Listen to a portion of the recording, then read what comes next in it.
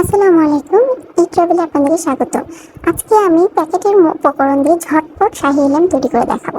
শাহী ইলিম তৈরি করার জন্য আমি এখানে প্রাণের হালিম মিক্স প্যাকেটটা ব্যবহার করেছি। প্রাণের হালিম মিক্স প্যাকেটের মধ্যে দুটি সাশা থাকে এবং একটি হচ্ছে মাংসের মশলার সাশা এবং আরেকটি হচ্ছে কি ডাল এবং চালের মিক্স। এখন আমি চুলাতে একটি হাঁড়ি দিব এবং প্রয়োজন মতো তেল দিয়ে কিছুটা পেঁয়াজ লাল করে ভেজে নেব।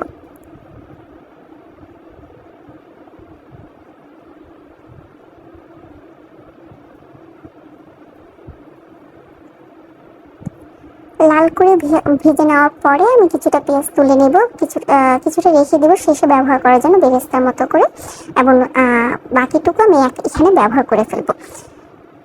এখন আমি তেলের মধ্যে গরম মশলা হিসাবে দারুচিনি, তেজপাতা, স্টার এলাচ, বড় এলাচ এবং ছোট এলাচ দিব এবং বাকি পেঁয়াজ বেরেস্তাটুকু দিয়ে দিব।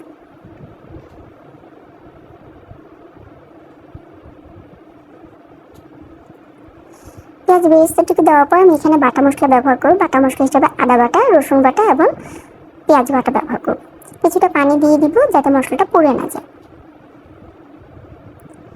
এখন আমি প্যাকেটের সাশার যে মাংসের মশলাটুকু ছিল সেখান থেকে অনেকটুকু মশলা এখানে দিয়ে দেবো। শেষের দিকে একটু করে রেখে দেবো যাতে একদম নামানোর আগে কিছুটা দেওয়া যায়, এতে করে সুন্দর একটা ঘ্রাণ বের হয়।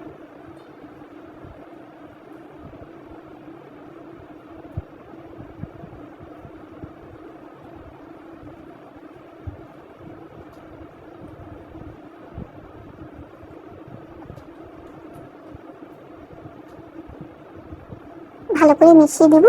এখন আমি কিছুটা গুঁড়ো মশলা ব্যবহার করব। এখানে আমি হলুদ গুঁড়া, ধনে গুঁড়া, জিরা গুঁড়া এবং মরিচ গুঁড়া ব্যবহার করেছি। কেউ চাইলে এই জায়গাটা স্কিপ করতে পারে, আমার ভালো লাগে তাই আমি ব্যবহার করেছি।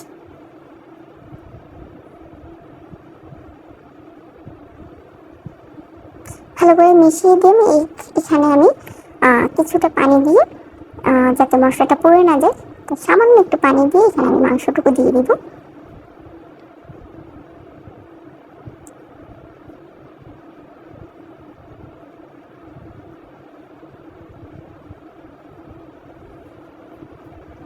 আমি মাংসটুকু যখন তেলটুকু উপরে দিকে ভেসে উঠবে মশলা থেকে, তখন আমি মাংসটুকু দিয়ে দেবো এবং ভালো করে মিশিয়ে কষানোর জন্য রেখে দেবো।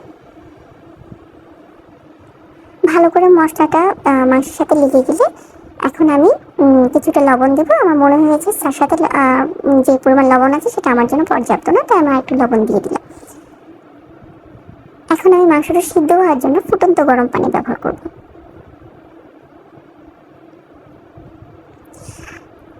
আমি বারবার পানি দিয়ে দিয়ে মাংসটাকে সিদ্ধ করে নেব।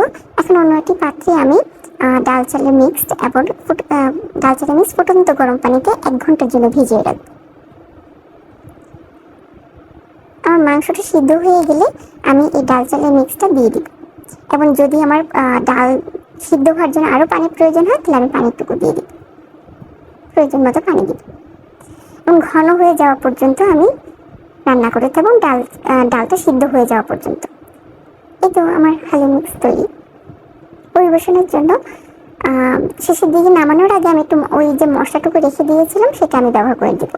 পরিবেশনের জন্য এখানে আমি শসা কুচি, আদা কুচি, কাঁচামরিচ কুচি, বেরেস্তা এবং লেবু ব্যবহার করেছি। কেউ চাইলে শুকনো মরিচের গুঁড়াও দিতে পারে, আমি এখানে দিয়েছি, আমার ভালো লেগেছে।